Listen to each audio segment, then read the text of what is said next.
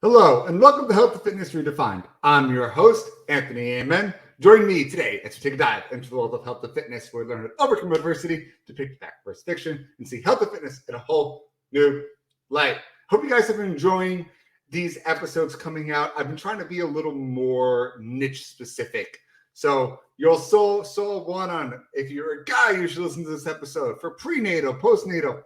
And today I want to target a little more of what we see in our facilities. So most of the people that come to us in personal training are between the ages of 45 and 65. It's probably the most common age group that we see walking into our doors. So it's people I'm very familiar with working with, and you get a lot of the same questions being a trainer. People always want to know, hey, Anthony, how do I live longer? How do I prevent, when I get to the age of 80, I'm not stuck in a wheelchair or I can walk to my car, I can walk to my mailbox, I don't need assistance. How do I prevent getting one of those debilitating diseases that's going to put me in the hospital? I want to live a longer life so I can spend more time with my kids and my grandkids. So that's something I think is an important topic, obviously to you guys, because that's what we see in our facilities. So without further ado, I'd like to welcome to the show, Al Lyman. Al, it's an absolute pleasure to have you on today. Anthony, thanks so much for having me, man. I'm super excited to join you today. Super psyched. And I'm excited to talk to you and to really get in the minds of everybody before they walk into the gym, right? So they're coming to us as trainers, and what's going on in their heads before they make that conscious decision of actually reaching out to us or taking that first step in. But before we get into that, just tell us a little bit about yourself and how you got to where you are today. Well, thanks, Anthony. I'm 63. I've spent my entire life thinking about what it means to age well. And as you know, I wrote a book, and we'll be talking about that. But really, the book started when I was 25, and I made a conscious decision, believe it or not, at that age, to die healthy. At the time, the phrase that I used or thought of was to square the curve. I really came to this, conscious decision after starting a running program to try to get in shape. I wasn't, I guess into sports. Didn't do sports as a kid. I was always really the last kid to get picked on the playground for any kind of game. I really just kind of wasn't involved in that world at all. But as I aged and I started to, get into my 20s and wanted to get in shape to try to improve how I felt, and I started to notice people around me aging, specifically my parents and grandparents. And so I was really, thinking long term, and really for my entire life, I've really spent a little portion of every day thinking about what it means to become healthier and to give myself the best chance to, quote unquote, square the curve, which is to say, live an entire life in good health, without dysfunction, without disease, and then one day, maybe at the age of 110 or 120, go to sleep and not wake up the next day. I mean, it's sort of this dream vision that I had when I was in my 20s. So here I am, as I said, 63. I decided last year, especially on the heels of the pandemic, to sit down and write a book. I've been coaching for probably 20 years and working similarly to you, in a facility and working with athletes in the fitness arena. But the books are really a little bit different. There's all manner of topics covered that, relate to health and again, aging well. So that's kind of what's brought me to this point in time. I've become really obsessed with spreading this message because, listen, and you would agree, and I'm sure your listeners would too, Anthony, without good health, nothing else really matters nearly as much in our life, despite how much money we may have in the bank. I mean, Steve Jobs, of course, as you may know, died I think at the age of 56 with, $7 billion of net worth. But pancreatic cancer took his life. And one thing that he's often been noted as having said is you can't pay somebody to get sick for you. So at the end of the day, good health is kind of the platform, the foundation for everything that's really meaningful in our life. And when we're struggling with disease or in pain, nothing else really matters as much. So this is kind of like the platform upon which I've lived really my entire life. Yeah, and first thing that kind of comes to mind is I work a lot with other business owners. So we have a lot of networking groups and stuff that we talk to. And I'm the younger part of the age group, but you see a lot of people in their 50s, 60s, and I have to have this conversation with them. And like, you guys are all here to make money, right? You get into owning a business because you want to help people, you want to make money, and you spend more time at home.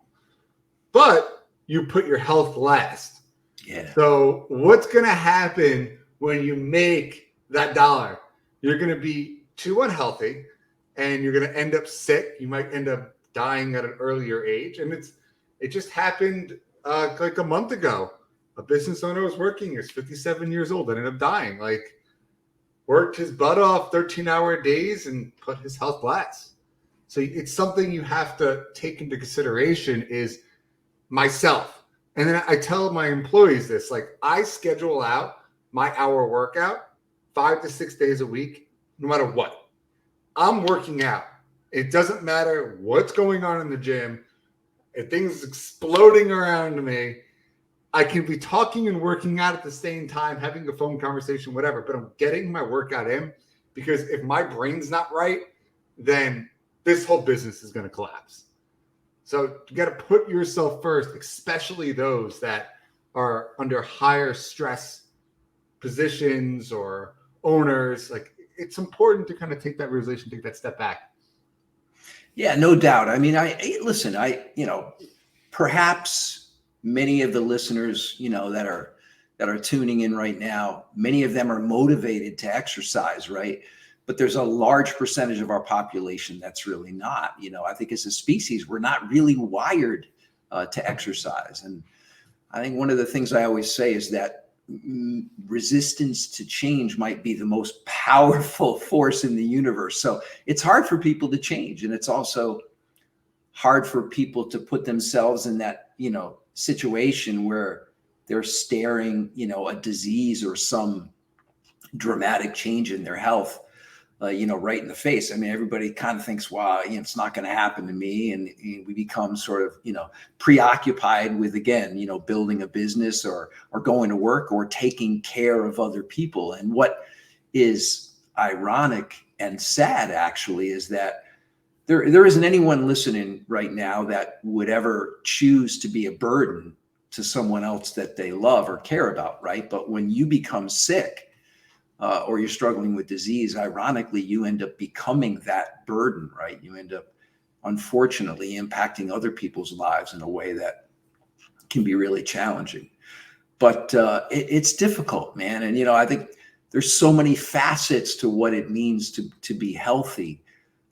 So many different aspects to it that are, exercise is just one small portion of it. It's certainly an important part, but it's only one small portion. So it is difficult, but I've always said that, and you're again reiterating it here, is that without your health, man, nothing else matters. You have to pay yourself first. It's ironic that we take care of our material possessions in life so much more than we actually do the vehicle that we rely on to get us around, which is our body, right? And of course, our mental and spiritual aspects as well, too. So all of it really is so important, and it can't be overstated. Well, let's break this down, right? Because I'm seeing 3 different types of from this individual. So I'm just going to speak out loud. So we have a 50 to 60-year-old, right? So let's take it. How did they get to where they are in the first place? What's the most common path people can take? And then if you're not that age, what are some things you can do to help prevent yourself from getting that huge midlife crisis or scenario? Then the second scenario is you are 50, 60. What should you be thinking about now? And then the third, if you are that age, what should you be thinking moving forward? Like, what's the next step when you start hitting 70s, 80s, 90s? So I would like to start with number 1, which is I'm looking back. I'm like 50, 60 right now and saying to myself, what could I have done differently over the last 30 years to not end up where I feel now? Because I think that's the biggest thing I hear in my industry is, wow, the last 20 years, wow, the last 30 years, I don't know where they went and I need help. So what do you think that somebody should do if they are 20, 30 to help not get to being that 50, 60 and realizing they need help at that age? Well, I mean, it's a great question, and we could talk for a really long time about all of the aspects that are involved. But I'll tell you how I approached writing my book, which is at some point I'm sure we'll talk about it, but it's entitled "Age Well and Feel Great." It's actually 680 pages with 30 pages of references, so it's a very large book. And it's large for a reason, because there are so many aspects to what I think of as the aging puzzle, right? So when I sat down to write this book, it was my goal to share what I've learned over the course of my life about what matters the most. And as I think about it, there's 2 or 3 chapters that are about age beliefs and about mindset and how we think about aging and our health. In my opinion, we have to start with our belief systems, because I think there's a percentage of people that really don't believe, they don't choose to believe that their choices really matter. You know, that the decisions they make each day about the food they eat, the exercise they get or don't get, how they handle stress, how well they sleep, I think many people simply don't believe that those choices matter. You know, they may say, oh, it's about, your family history. That's what, hey, listen, everybody's going to get sick. Everybody's going to die of something, right? I mean, there's a lot of excuses, but the reality is that we know that lifestyle choices, the things that we're talking about right now, that they have a huge impact on our ability to create our own health and give us the best opportunity to live the longest life free of disease and dysfunction. So to me, it starts with that belief system, right? It starts with really looking at where we're at right now, accepting personal responsibility. Like every decision we've ever made in our life has brought us to this point in time. And this is the reality. So to me, it's less about looking back and more about saying, hey, today, I'm going to accept responsibility for my life and my health, and I'm going to reinforce this mindset which says my decisions matter, my choices matter, and that I want to make the best choices for myself. I want to advocate for a healthier life for the people around me, and I don't want to be a burden to other people. And then I think the second piece of that is, and I can say that. I mean, I can say this sitting here at 63. You're a younger guy, and as you mentioned, a lot of folks coming into your studio are in my age group, right? I think it's less about glorifying youthfulness, which is certainly what we see a lot in society, and more about embracing every phase of our life for the beauty and value that is inherent in that phase, right? Like, I know today at 63, I can't run nearly as fast as I used to be able to run. I mean, there are changes physiologically that I can't do anything about, right? A reduction in maximum heart rate, et cetera, changes in vascular health. But there are a lot of things that I can do at 63 that I couldn't do earlier, wisdom that I now have. So I think it's really, I think where it begins to kind of summarize is to start with reinforcing a positive belief system that really dictates that our choices and decisions matter, to take control of our health, to not rely on this excuse which says, oh, it's all predetermined, or it's family history, blah blah blah. But secondly, to really embrace every phase of our life for for what it is, because there are changes that happen as we age, and there's not much that we can do about them. I made this funny video.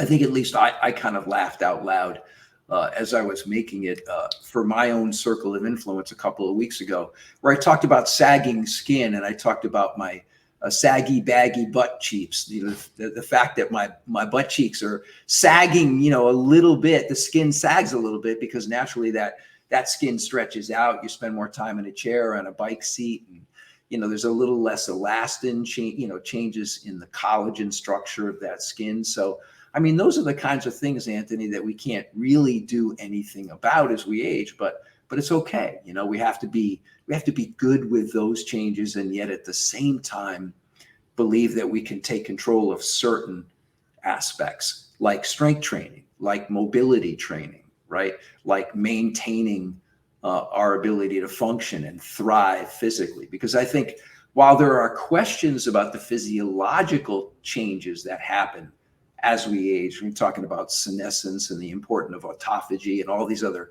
aspects, there's really no questions about the functional aspects, right? As a trainer, you have someone to come into your gym that's, say, 65, and they want to be stronger at 70 or 75. You can make that happen for them, right? That is achievable.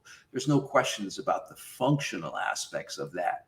A few more questions about the physiological aspects, or should I say our risk for disease, right? There's a little bit more of a mystery there. But the functional aspects, I don't know if there's any doubt there whatsoever. So it's about taking control. And again, it starts with belief. Yeah, I kind of want to go back a little bit, pivot on some of those points. I like the one thing you mentioned, which is you got to age more responsibly. It's just a summary of that. Yeah. Age responsibly, taking. Yeah. It's a simple way to put it, definitely. Yeah, all your decisions matter. And kind of what I get a sense of why it takes so long is because we're between the ages of up to, let's say, 25, 30 years old. You're still like, let's go out, let's do this. You're living life free. Your frontal lobe isn't fully developed yet. You're just taking those risks, and you're not thinking because it seems so far away.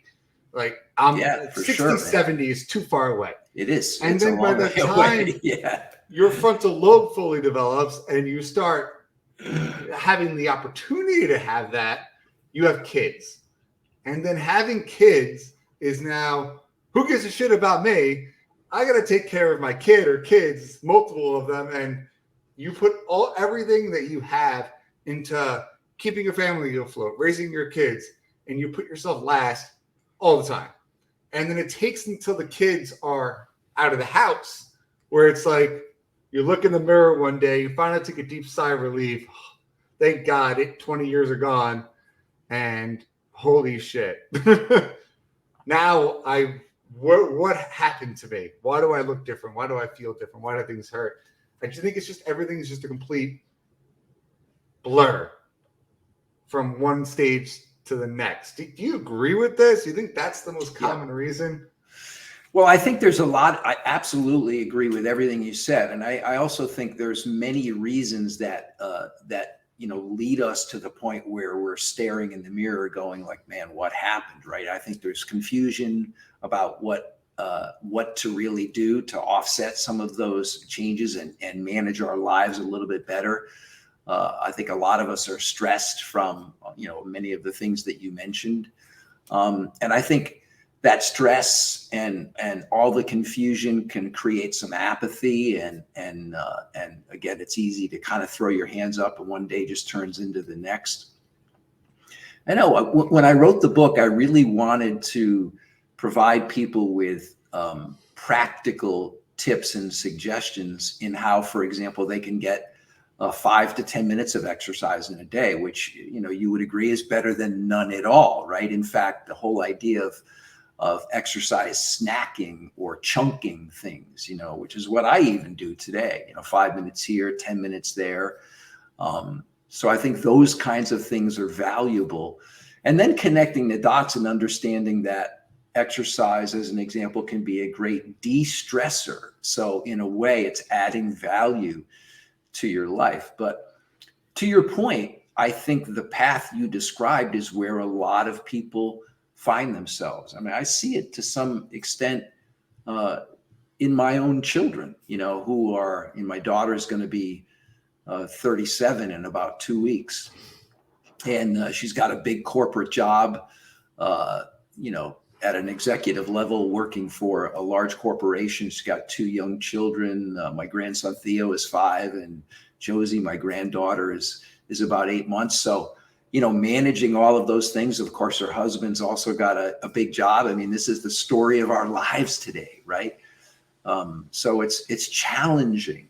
But at the end of the day, we've got to accept the fact that if we become sick or lose our health in some way, shape, or form, or something happens, then all of those other things don't matter nearly as much. They become so much more difficult to handle and deal with.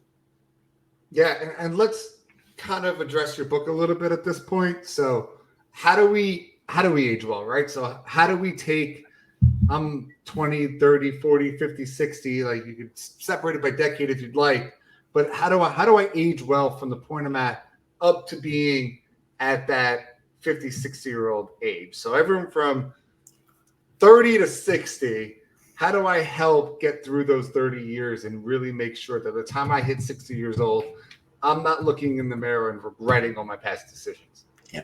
Well, there's 2 ways to look at it. To answer your question, my book, as I mentioned, is large. The subtitle is The Proven Path to Solving the Aging Puzzle and Going the Distance. So there's 2 ways to look at it. One is to keep it super simple, which is the smartest way, right? It's like the 80-20 rule. If you eat real food and try to remove or reduce, to the very least, the amount of processed, industrialized food in your diet, and focus primarily on getting protein in every day. I target 100 grams a day for the average person in my book, and it becomes increasingly important as you get older. But if you just eat real food and get some of the processed food out of your diet, that's like 80% there. And then if you get a little bit of exercise every day, then that's the bulk of what you really need to do. So in a way, it's super simple, right? Just eat real food, exercise a little bit, and everything else will kind of flow out from there.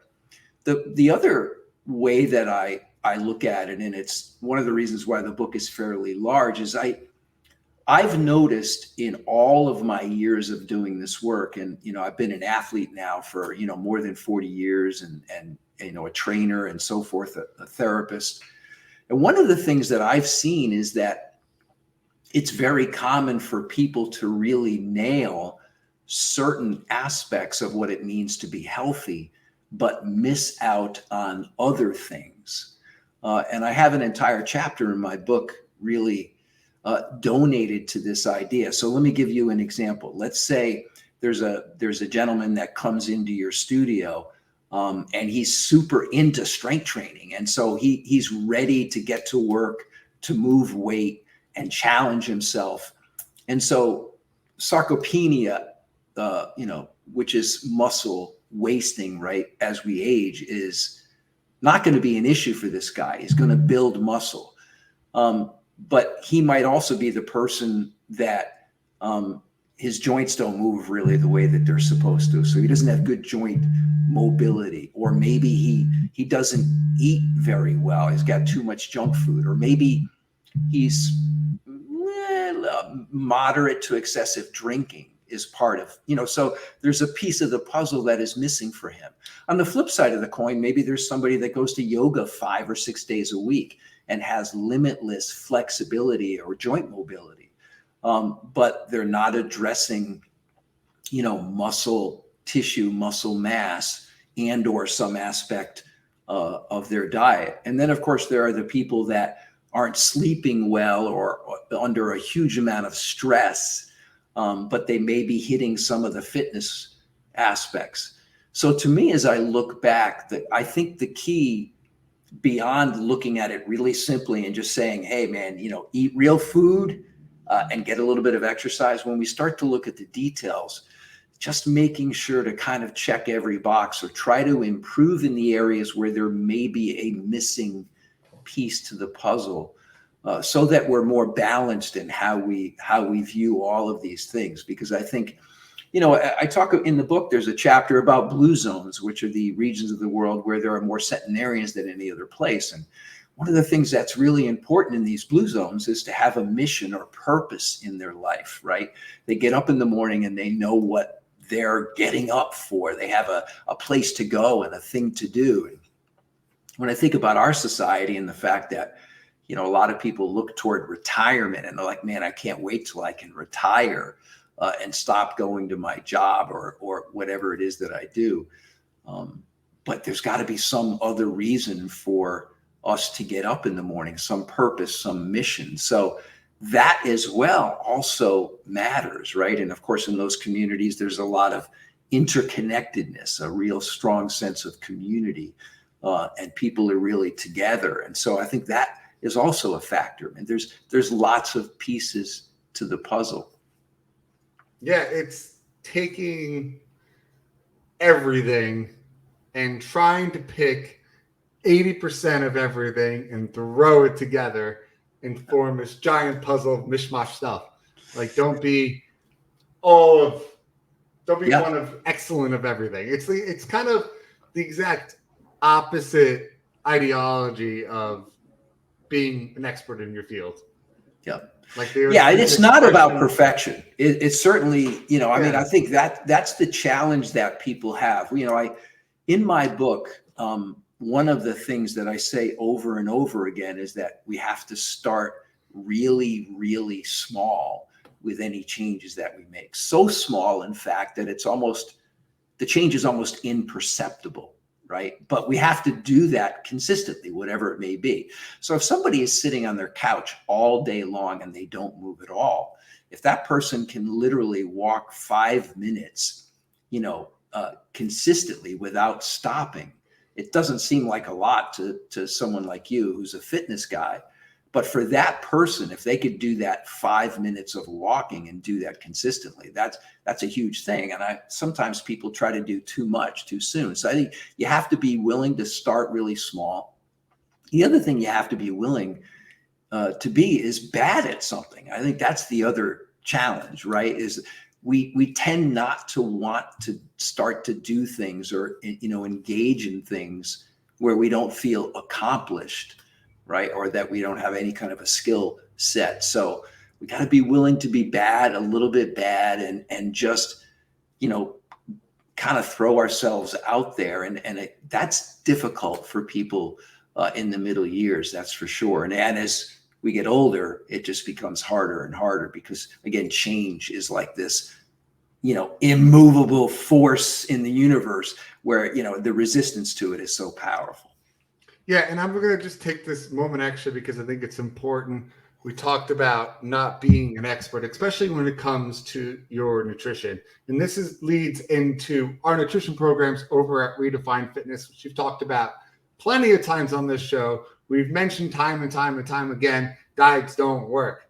Keto diet, this diet, that diet. The fact that we're inputting a diet and not making habit changes, kind of exactly what I was talking about right now. Eating good foods, making sure they're not overly processed, and just getting an understanding of what we're putting into our bodies and how that affects what we do. Our programs are not diet programs, they're lifestyle changes.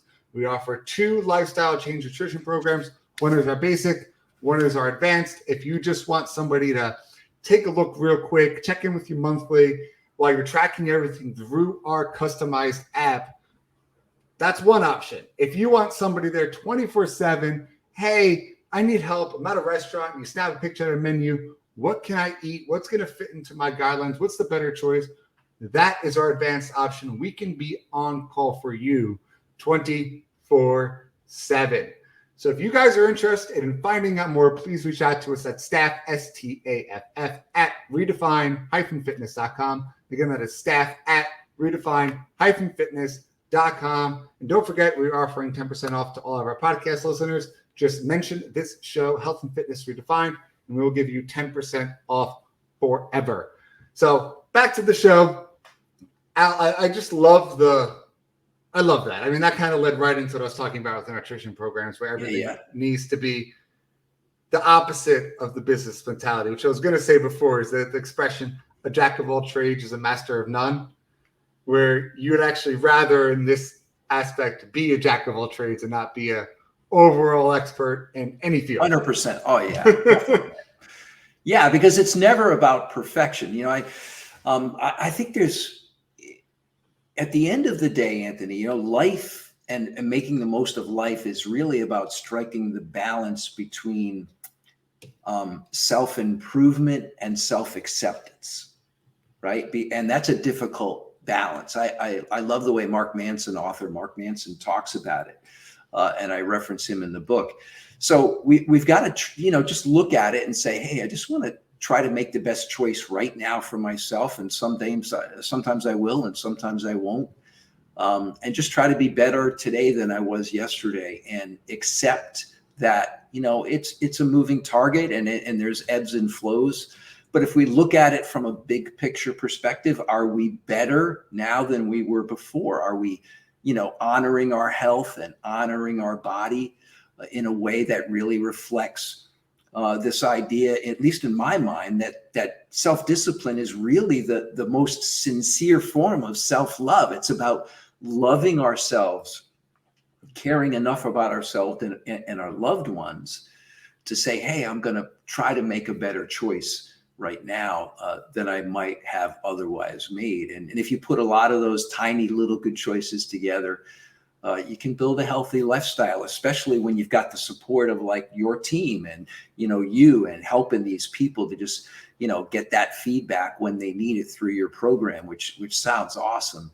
I mean, that's what, you know, we need the support of people around us, right? We need the community. We need someone that cares. We don't get through this life alone, man. We all get here on the backs of people that have come before us, and showing, you know, that care and support is one of the best ways, you know, to just make the world a better place. It's really about just those tiny little changes, man.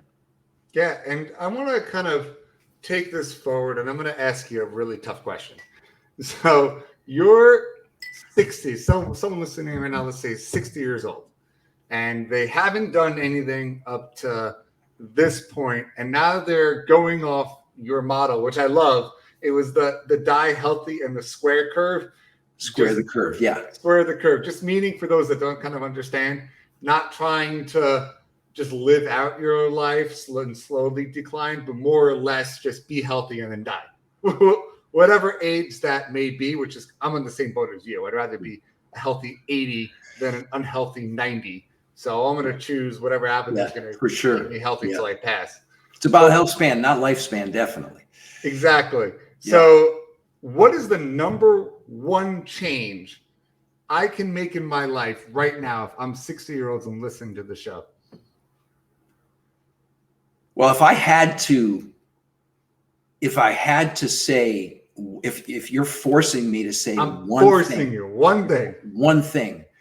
I believe that the food we eat is the thing that has the greatest and most profound impact on our health. And that's ironic in that my background is fitness and movement.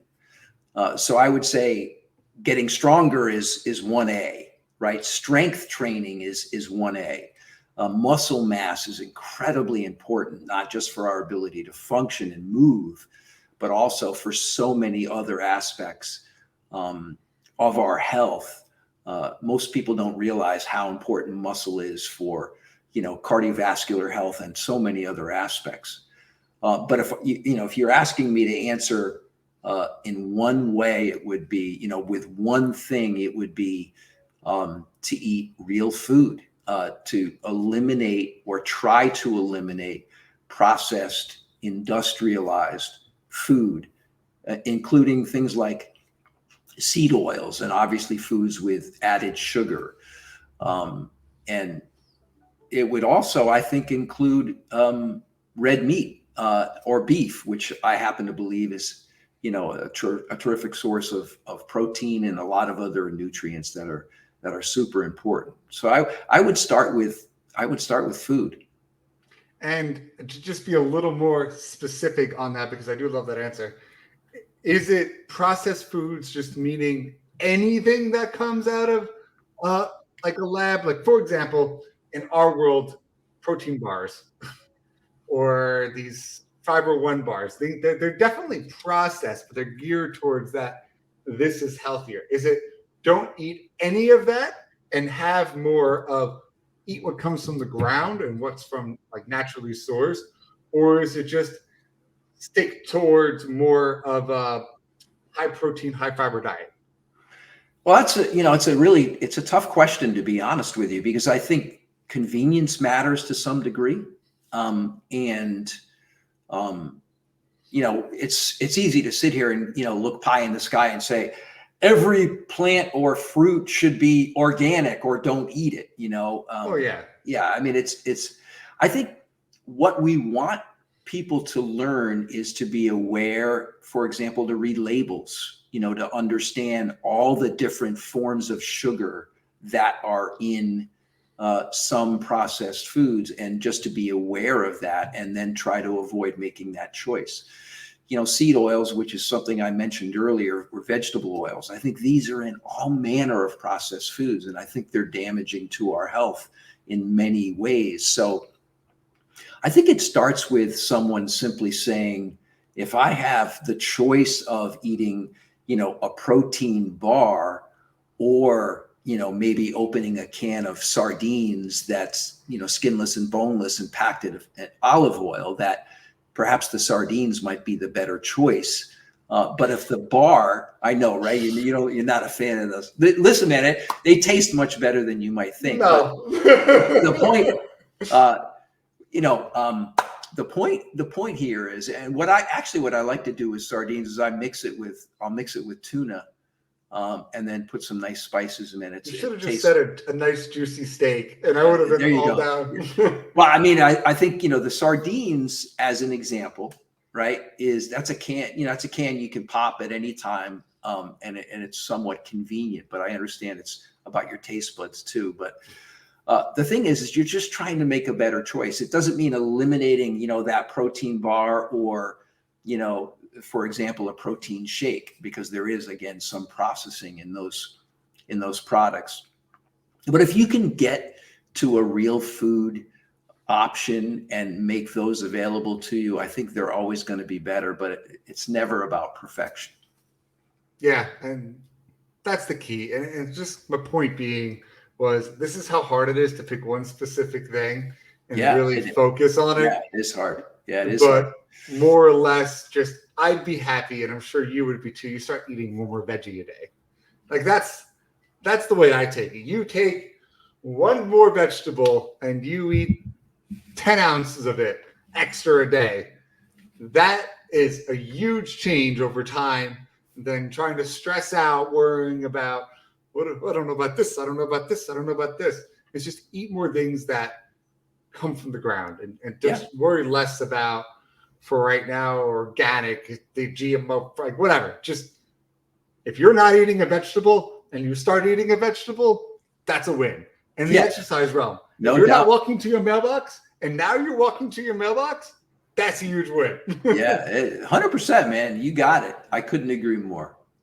Yeah, it's these little changes. So back to these hard questions. So I'm going to start wrapping this up. Is now we're getting older, right? We're moving on. We're 60, 70, 80, 85, 90 years old. We talked about the number one thing being food. So now give us some, I guess, a couple of suggestions that you would recommend to somebody as they get up to 70, 80, 90, even 100 years old. What's something they should be focusing on? Is it the same as when they were 30, 40, 50, or is it now different? Well, I think strength training is number one, certainly when folks get to be my age and or older, because loss of muscle mass, muscle wasting accelerates as we age. And as muscle goes away, more stress is placed on our joints. Arthritis becomes a bigger challenge, especially if the diet is at all inflammatory. To me, strength training is that platform upon which we can keep our ability to function and enjoy life. And I actually like, there's an entire chapter in my book on isometric strength training, because to me, we have less joint abrasion with isometrics. We can engage more, whole body muscle engagement, full integration of every muscle in our body. I'm just going to chime in just to explain what isometric is, because probably a lot of people don't know. Yeah. It just means without motion. Without joint motion. That's correct. Yeah. And so just for example, a plank is an isometric workout. Yep. Okay, sorry, for sure. Going. Yep. So I think, to me, it's strength training number one. That becomes the linchpin that will allow us to continue to function and enjoy life. When we lose muscle, everything else gets worse. Yeah. And this is why when we get people that are 70, 80, 90 years old coming to our facility, they just want to walk. I'm like, no, we got a strength train. I'm not as the young whippersnapper. I was like, no, it's strength training is different for you than it's for them, but it's still strength training. We're working with light weights, high reps. You're doing a 3-pound dumbbell, just as an example, as a chest press. Like that's still strength training. We to focus on functionality and what you said, it's having that quality of life. Like I can reach for the top shelf and grab something. Or my biggest thing, which I mentioned time and time again on the show, is what are you going to do, especially if you live on your own, if you fall? If you fall, can you, one, catch yourself from not falling in the first place? 100%. 2, catch yourself while you're falling on the floor so you don't break anything. And then 3, be able to get back up so you're not stuck on the floor for 2, 3, 4 days, and then you have a bigger issue in hand, which happens way more than you think it does. So we practice getting up and down off the floor week 1. Week 1, we're getting on the floor. I get all the time. That's mean. You can't get. No, we're getting on the floor. Yeah, and they get that's yelled awesome, at. man. But it helps. And then they realize, like, I had a client last week who came to me and said, Anthony, I tripped over something in my den, but I caught myself. So I didn't fall. And this guy's 75 years old. He's like, I didn't fall and I caught myself. He was so ecstatic. I was like, yeah, that's awesome. Yeah, that's fantastic. I mean, listen, at the end of the day, falls are perhaps the number one killer, for folks at a certain age group, certainly as we get into what we think of as those more elderly years. And obviously muscle is what keeps us together when and if the time comes when we hit the floor, right? Our ability to absorb those forces is about muscle mass, plain and simple. So yeah, you're doing all of the right things. And, I think in the book, I teach 2 skills and I ask people to think of these as sort of, their lifetime movement skills. One is to put your socks on without sitting down. And the second is to obviously get up off the floor without using your hands, which can be a challenge. And there's a lot of different ways to go about that. But those are terrific skills for somebody in their 30s or 40s to learn and then just continue to do every day. And then, of course, for some folks, I love to teach the Turkish get-up as an exercise, to get people, pressing something overhead. At first, it's just a sneaker on the top of their fist, but that's a terrific whole body exercise to build, trunk strength and hip strength. A wonderful lifelong exercise. Love the Turkish get-up. And then Al, I know because we're a little constrained on time, I'm going to ask you the final 2 questions I ask everybody. The first one is, if you were to summarize this episode in 1 or 2 sentences, what would be your take-home message? Well, I think it's about making the decision to take control of your health and your life, and accepting and believing and reinforcing and embracing the idea that our choices and decisions matter, and that we matter, and that it's never too late to make a positive change.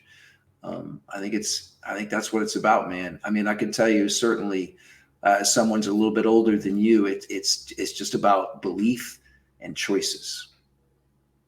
I'm going to really summarize that. It's never too late. Never too late. That's never.